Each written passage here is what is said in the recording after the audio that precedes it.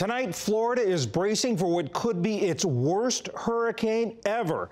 While Irma's sustained winds have dropped a bit, it's still a Category 4 storm with at least 22 dead and a trail of destruction in its wake.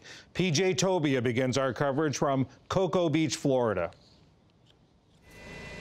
Snaking lines of traffic and clogged highways. Floridians escaping a storm that's targeting the entire state. Irma blew toward the Florida Keys today. The storm center is on track to turn north and make landfall on the mainland by early Sunday. Then plow the length of the state and beyond. Heavy winds battered the islands of Turks and Caicos today. And along the Cuban coastline, thousands of tourists were evacuated from beach towns. Streets were submerged in the Dominican Republic after Irma's passage. The governor of Puerto Plata says some were caught off guard. We need to find the people who left the shelters because they thought there was no hurricane, that nothing was going on. We can't allow people who were ignoring what was happening to be surprised in the middle of a hurricane, so we have to go out and find them again. At an airport in the Netherlands, the military loaded planes today with badly needed supplies. And the French Navy sent water bottles and other relief by ship. Badly damaged Barbuda was also greatly in need of aid. This woman searched in vain for her 2-year-old, missing since the storm struck. I can't find my son and my other friend. I can't deal with this anymore. We did not expect anything like this. In all my life, I have never seen a concrete house crumble under a hurricane. But the islands will barely have a chance to begin the long slog of recovery before another major storm rolls in. Hurricane Jose powered up to Category 4 today with sustained winds near 150 miles an hour. It could blast St. Martin, Antigua, and Barbuda on Saturday before it heads west into the Atlantic. With an eye on the damage Irma has already done and plenty of warning, Florida has been making preparations for days. Many areas across South and Central Florida are already under mandatory evacuation orders. Here in Brevard County, that means homes and businesses boarded up early against the elements. But manufactured homes, like the ones behind me, are often most susceptible to hurricane-strength winds and rain. In the coastal town of Cocoa Beach, many secured their homes before heading inland. I think everyone is just more alert and stocking up more, and then we're really going to prepare and go. Despite the traffic backups and gas shortages, Governor Rick Scott urged people to leave while they still can. Evacuations are not convenient, but they're meant to absolutely keep you safe. I'm glad so many are driving to a safe place. Scott also pledged police escorts for gas station workers who stayed on the job to get fuel to as many people as possible. Meanwhile, FEMA says up to 100,000 people might need shelter in Florida once the storm hits. This center in Orlando cares for homeless people with special medical needs. Its manager says all of the challenges posed by a monster hurricane are that much harder for those without homes or good health. Sometimes they can't handle the crowd, or they're on medications and they're insulin, and so keeping that cold, all of these things start to play into it. And so they'll choose to ride the storm out on the street. Yeah, they sure will. I don't think so many are this time. There is truly a sense that this is bigger than what we've seen in the past. This man says some of his homeless friends and family will be weathering the storm in the open. And if it weren't for the facility, he might be doing the same. My brother right now is out there. He's taking care of my tent and making sure it's all wrapped up in canvases and tied everything down and make sure everything's secure. In Georgia, Governor Nathan Deal is still urging 540,000 people living along the coast to evacuate. But the storm's shift westward also prompted him to expand a state of emergency to 94 counties.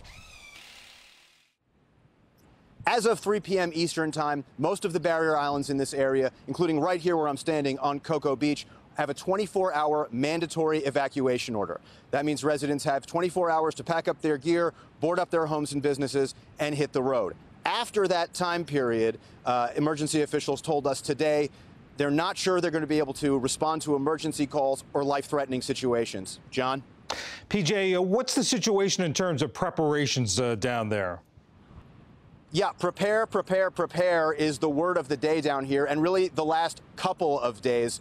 Folks have been really boarding up their houses, buying supplies. There's not a lot of water left on store shelves. There's not a lot of gas left at what gas stations are still open. And residents tell us that's because of the memory of Hurricane Matthew, which was a storm that hit here last year and did a lot of damage in the area. Never actually made landfall. In fact, it just stayed right off there, off the coast for a couple of days. And so they're worried that this storm that will be making landfall and may be coming through this area could be much worse. And of course, there is the memory of Hurricane Harvey that just damaged Houston. No one wants to see that kind of destruction here. And PJ, you mentioned an evacuation order for where you are. In Florida, and because of the storm path, there's really only one way to go. That's north. How are the evacuations going? Well, what officials have tried to do is they have a phased zone evacuation system. This is zone 1. It's right on the water. That means they're the first to evacuate. Later, it will fold into zone 2, further inland, and possibly zone 3 if it comes to that. Still, as we've all seen, lots of traffic on the roads, lots of jammed highways heading north out of the Sunshine State. PJ Toby on what is now a calm Cocoa Beach in Florida. PJ, stay safe over the weekend. Thanks so much, John. While the exact path of Irma remains uncertain, one thing is clear. Florida is going to get hit hard. Miami is right in the crosshairs. It's also home to the National Hurricane Center. We turn again to its acting director, Ed Rappaport. Ed, thanks for joining us again. What is the latest on the track of Irma? We can see Irma off my shoulder here, and it's passing now to the north of the eastern part of Cuba.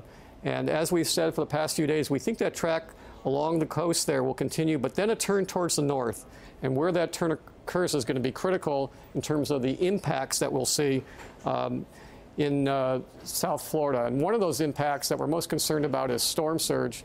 I've got the video of that behind me, shows just what storm surge is and what it can do.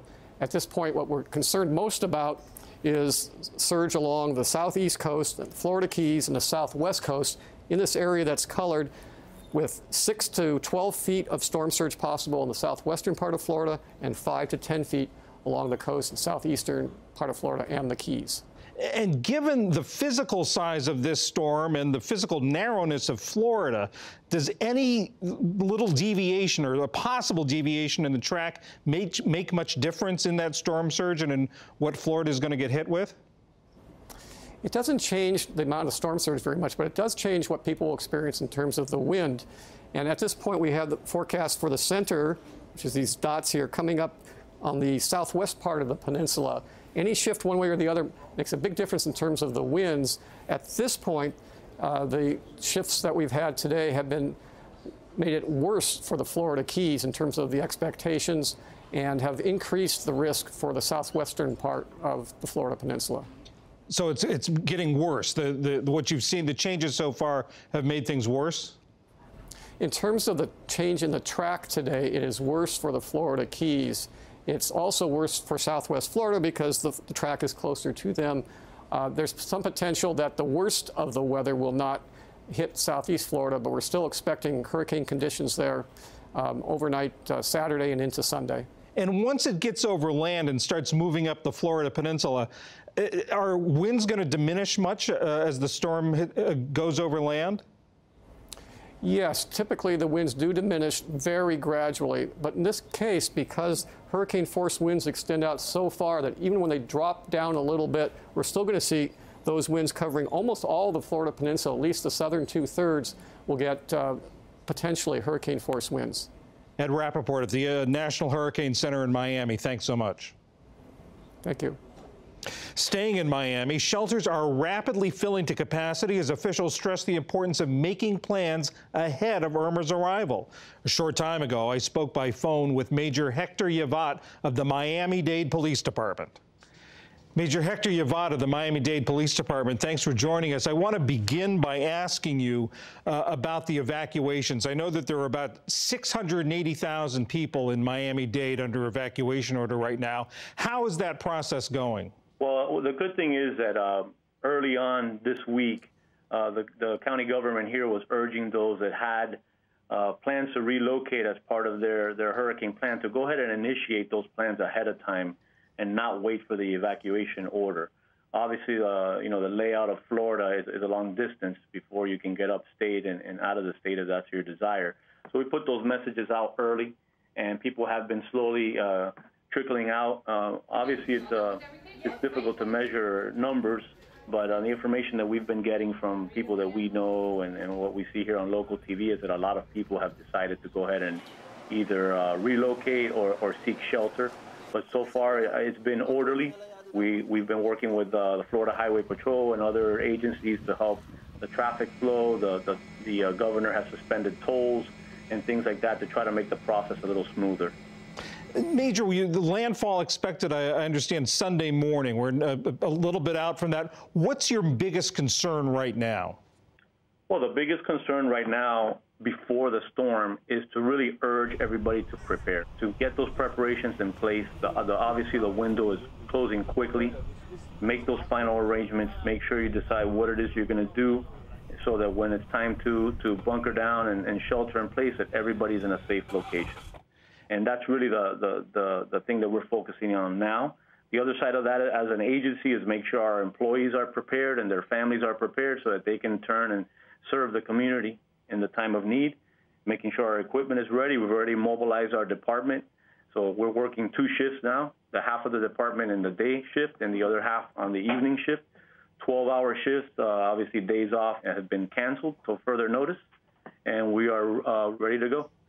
Do you get any sense of any difference in the public response? We've always heard of people talking about writing them out. Are there fewer people talking about it this time? A lot of people are choosing to not be here when it comes. I think part of that is what we saw in Texas recently, which is obviously a tragedy and it's on everybody's minds. And on top of that, recently we had the 25-year anniversary of Hurricane Andrew, which is something that South Floridians remember quite well, and it was a devastating storm. And this storm, by all accounts, is much stronger. And finally, for those people in Miami-Dade who may be listening to us right now, what's your message?